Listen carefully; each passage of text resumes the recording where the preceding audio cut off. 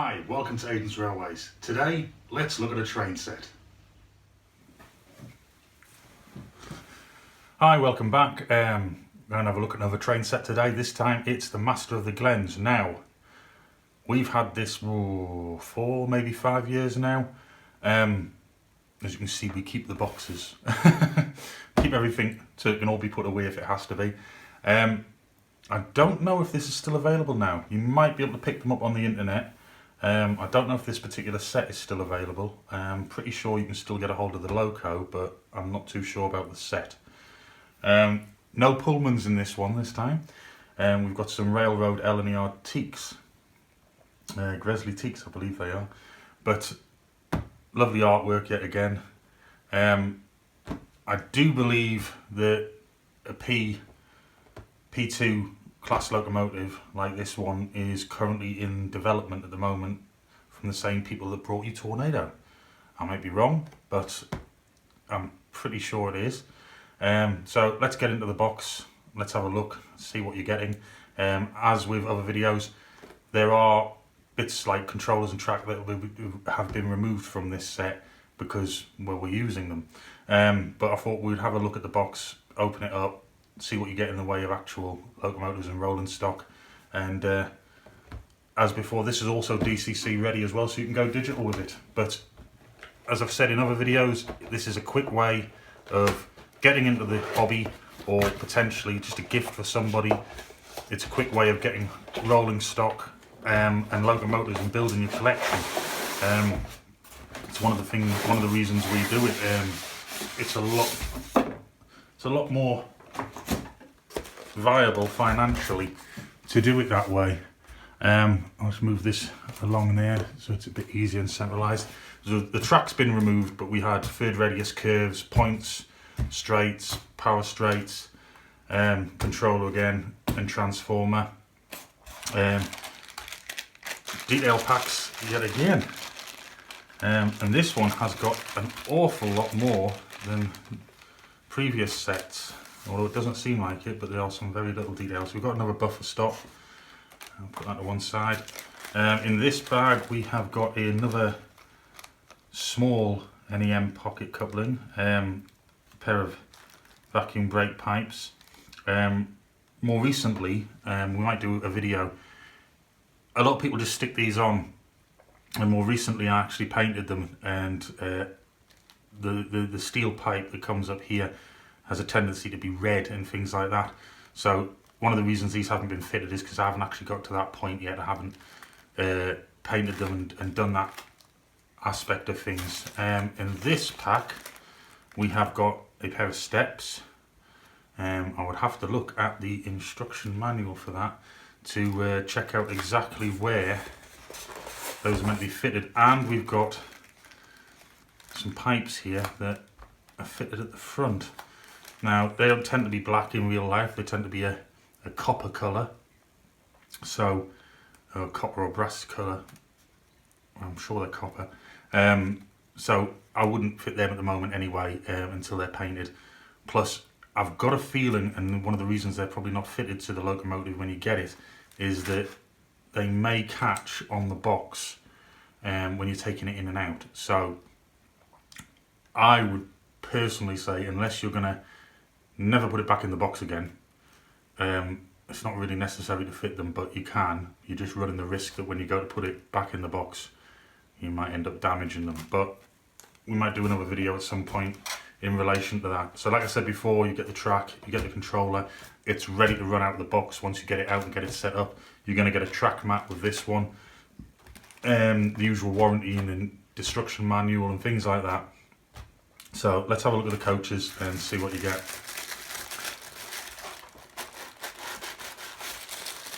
Now we have got a huge amount of these things because they're so readily available second hand. These are the Railroad Gresley teak coaches. They look great. They are very nice. They do look. The teak wood effect does look very plasticky. Now I've seen people on the internet who have spent a lot of time of stripping them down and using varnish on them and things like that, and they're getting some wonderful results. But for me, they are what they are. I would be, if I was going to do anything to them, I'd be probably more tempted to make them a bit dirty, and use some weathering powders and things, especially along the roofs, to give that impression of the smoke and soot and things lying on the roof once it's in service. But other than that, they are very nice, but they are the railroad versions.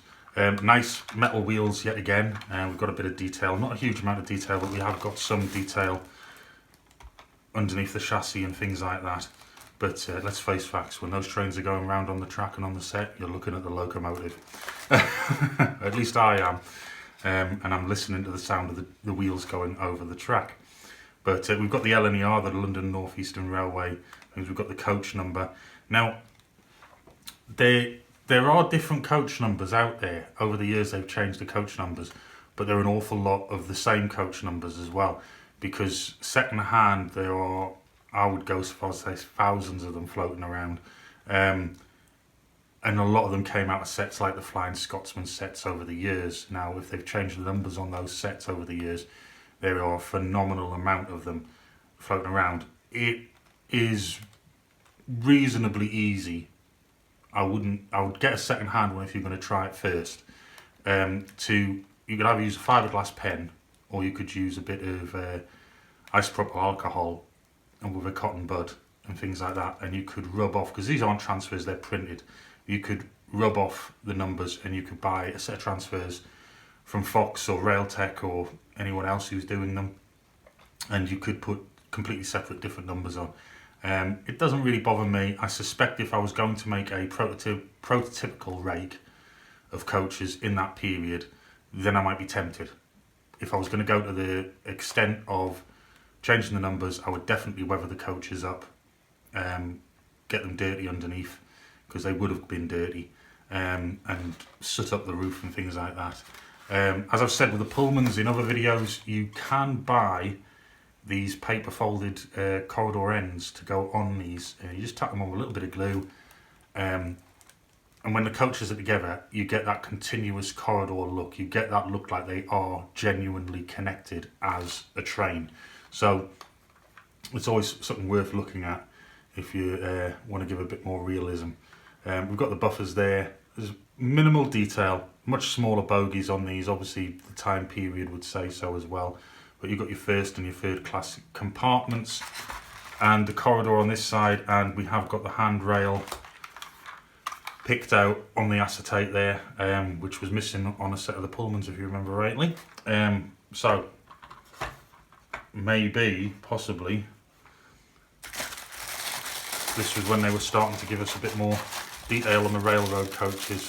So here we go, we've got another first and third corridor and compartment coach, Gresley teak again, very similar. We've got the carriage number here for identification, and as I said before, you could change them if you wanted to, if you had more of these and they were duplicating themselves. But also, if you do weather them up, you can always make it a bit more disguised by weathering them up.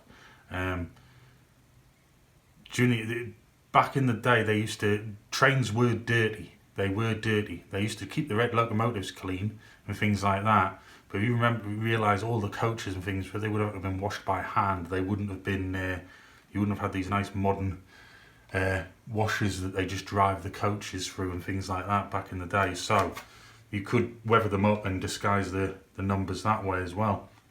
But there's a bit of weight behind them. They must have a fairly large weight inside them, because obviously with being plastic, it's not, it hasn't got, you're not going to get a lot of weight out of the plastic itself.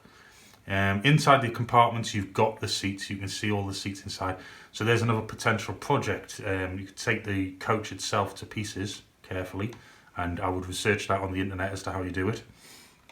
You could paint up the seats, and you could fit people inside, and that is something that we've done on other coaches. I haven't done it with any of these. I don't think I've done it with any of the other ones we've got of the LNER Gresley teaks either, but that could be a project as well. But for a cheap set, relatively speaking, you can make them far more superior than what they are. if you spend a bit of time with them, and it doesn't cost a fortune. You can buy packs of about 100 people, these cheap Chinese things, and they're really garish, they're awful colours, but they're fundamentally people. And if you gave them a repaint, and remember, you just have to cut the legs off. Sounds awful, that, doesn't it? But you just have to cut the legs off, because it's only the top half of the body, realistically, you're going to see through the windows to place them into the seats. So if you give them all a different coloured top and things like that, you don't have to fill the carriages. You can just put about a half a dozen people inside. It's going to add to that. And as well as that, you can always modify, and you can put interior lighting in. There's a lot of companies out there now specialising in supplying the parts or kits just to put the interior lighting in. Pick your colour of lighting very carefully. In this, the period in which this is sort of like presenting, you wouldn't want bright white light. You'd want more of a yellowy, dull light, because you'd have been using old lamps and things like that inside. But there we go. So that one was coach 22366, and this coach, which will basically be the exact same moulding and everything.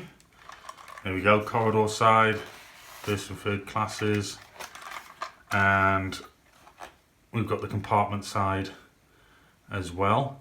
And this one is 22367. So they're literally one coach number out in difference. I don't believe I've actually sat down and put the other coaches that we have like this down together and just compared to see how many duplicates we've got of the actual running numbers. But I would imagine we have got some duplicates. I suspect if you went on the internet, you could actually find out correct coach numbers rather than just making them up. You could find out the correct coach numbers for, say, a standard corridor compartment coach like this, and what numbers they actually held. So you could make it that little bit more realistic. But fundamentally, it is exactly the same coach as the previous one I just showed you. I do like the fact that it's got more of a satin finish to the roof. I don't like it. When I was younger, a lot of the coach roofs were very shiny, and realistically, even today, the roofs aren't like that. They pick up dirt while they're travelling along and things like that, so it gives that more realistic look about it, especially if you weather it up a bit with some powders and things. So I'll put that to one side, and the bit I would imagine everyone's wanting to see is our P2 here, Cock of the North. So if I remember rightly, this is an incredibly tight fit in here, so let's ease it out using the gap at the bottom. There we go. Right. Got the plastic. Now this hasn't actually been out for a while. We seem to be travelling along in time here. The coal load in here is full again. I really think they should try and not necessarily have them completely full.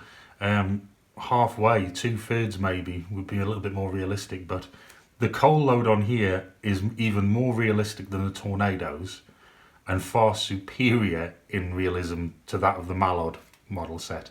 So I would actually probably leave this one. I probably wouldn't even put any coal dust on there because it looks far more superior. Non-corridor tender, I don't believe they ever did have one, but I could be wrong. We've got a small, yet again, NEM pocket style coupling there, which will almost definitely be removed, and a larger D one put in, because obviously the couplings on these railroad coaches are the larger D. And if I remember rightly, it was this one, when we first got it, that I noticed straight away we were having difficulties. It wasn't happening all the time, but it did not like the difference in coupling. That's just us. Others might not have that problem. The vacuum brake pipe is already fitted on here, and there are spares in the detail pack. So I would imagine they're for the front and just spare as well. We've got the real coupling at the bottom there. It's nicely done. They're non-sprung buffers, like I think I may have just said. The spokes are painted on the wheels, and they do move something. They really do move these wheels at the bottom. I'm assuming, because I know four-wheel tenders when I was younger, I think it was this wheel here, or maybe with this wheel, it was one of the end ones was almost on a pony truck inside, even though they weren't in real life, just to help it get round the curves. So Hornby have moved on quite considerably in the design of their rolling stock to give a more realistic and probably a better running of their stock. Right, this is definitely, now there are some very delicate parts on this locomotive, so I think I'm definitely going to have to lift this to get the loco out. I'm hoping, yes, there is a hole there at that side. Now bear in mind, this is a railroad model, and as I've pointed out in the past, train set models when I was younger had nowhere near the detail that you get now. And it makes me sound old and I'm not, the detail on here is probably far superior than that of a top of the range model when I was younger. Times change, and I know that people they really do slate the railroad, the budget end things of the models, and I've seen the more expensive model of this, and there are differences. There will be differences because you're paying for the difference. But this, the detail on it is just phenomenal for a railroad version.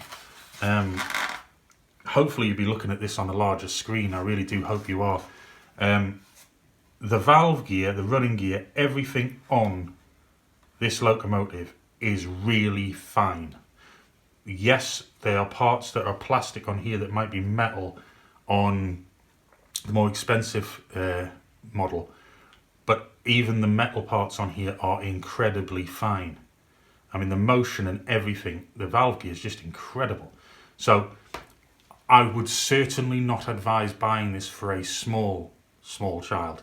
I'm not going to give an age because I don't want to be held to that, but definitely somebody who is going to appreciate it. I, as an adult, appreciate this, and it's not mine, it's Aidan's. So, I remember when I first bought it for him, I sat there for ages looking at it because I was really taken back by the actual detail. The handrail is so fine that goes all the way around and along the smoke box from the cab. It's incredibly fine. All this pipework and things is incredibly fine. And remember, this isn't an etched nameplate on here. This is just printed on, and the actual quality of how it's been printed is incredibly fine. It's not blurred or anything like that. It looks incredible. Obviously this being a 282, I think I pointed this out on other sets. The rear pony truck doesn't move, and it's flangeless wheels here. Now I remember some years back when Hornby were doing sets with a locomotive in, say, 3 coaches, without track and things like that, that even with a rear pony truck that moved, they used to give you a spare axle with wheels, and one would be flanged and one wouldn't be flanged. So they were already moving back then to that route. Unlike other sets, the brake rigging and things is actually already fitted to this loco. I didn't fit that. It wasn't in the detail packs. It was already fitted. So if they can fit it to this and put it into a set, Hornby, fit it to the other ones, because they are very delicate, and if you really don't take your time doing it, you can snap them because they're so fine. Let's have a look at the front here. So they're not sprung. You can't have everything, and you know what? To me, it doesn't matter if they're sprung or not. The detail of them, I mean, they're really fine. They were never like that in train sets in the past. So all of this is printed on this detail, and your number, and I mean, I'm taken aback by just how much detail for a railroad train set model is. And yet again, I think this one was purchased at an Argos as well. So it wasn't even from a model shop or anything. I suspect if you'd gone to a model shop, you probably could have got it a bit cheaper. Don't quote me on that, but you might have done. But we didn't pay an awful lot for this. I think this was a Christmas present, if I remember rightly. But the detail is phenomenal in my eyes. So we've got more detail over here that isn't on the other side, more prototypical. But whether or not you can make that out, the actual valve gear and things is incredibly fine. It really is. I hope you can see that. This hasn't been out of the box for quite a while now because we haven't really had the space whilst building the railway to have it out and running. But we will do. We might do some things to it to make it better, but we might do some things that people might not like as well. But one of the other reasons, apart from all this incredibly fine detail that's on, that I wouldn't advise, the doors, it actually has the cab doors, and they are delicate. I've seen loads of A4s and P2s and things on the internet, auction websites, for sale second hand, and these cab doors, there's like one missing or both are missing and things like that, because you shouldn't be scared of handling a locomotive, but handle it with care. You know what I mean?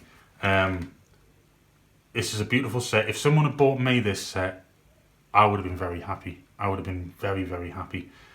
So it's not just for kids. Grown-ups, if your dad, your mother, your uncle, you know what I mean, your brother, they would probably really appreciate something like this if they're into model railways or just railways in general. We've got a double blast pipe chimney here. The whistles there separately fitted. They're a rather quirky design and shape.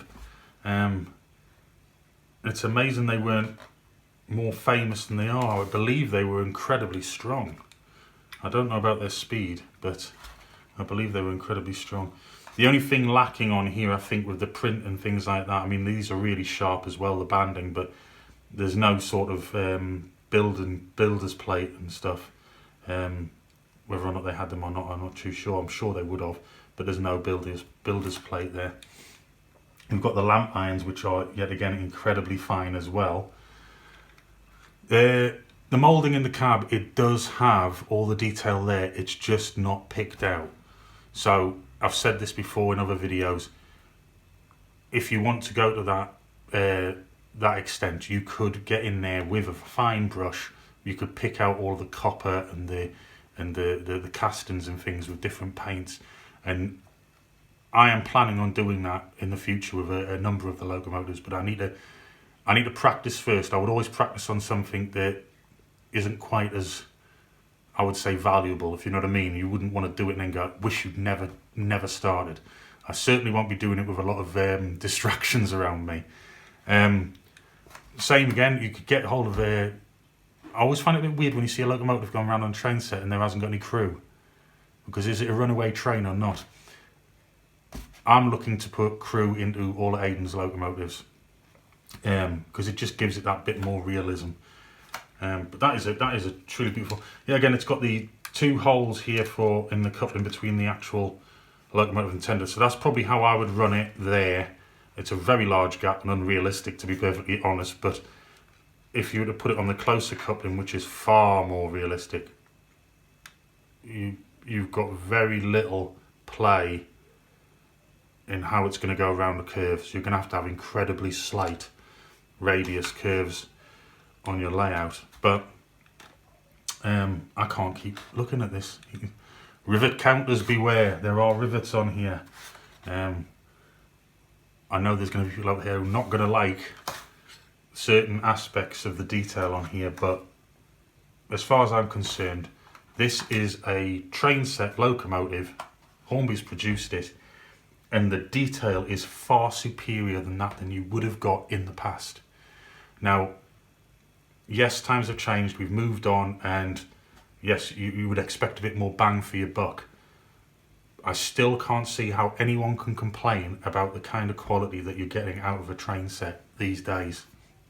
Unless it was incredibly poorly produced.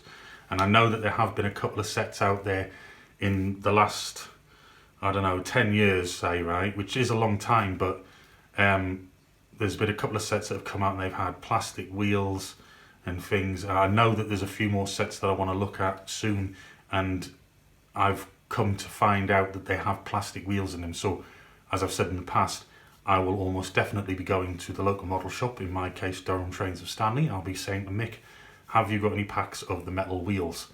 Because I will be replacing them. They're awful, they don't run as well, and they transfer dirt onto your track like nobody's business. And if you want to, especially if you've got a child or something who wants to use it, the last thing you want is to constantly have screaming, the train stop working and things like that. And plus it could put them off the hobby as well. I think track maintenance is a big thing. So let's move on. We'll move from here and we'll get this onto the track, and we can have a look at it go around a couple of times. It's just a test track, it's not the layout. We'll move on to the layout in future videos, but there's an awful lot going on with that, and there's a lot of work to be done before we get to a stage where we'll be making videos about any of that. But we'll be able to see the progress in future.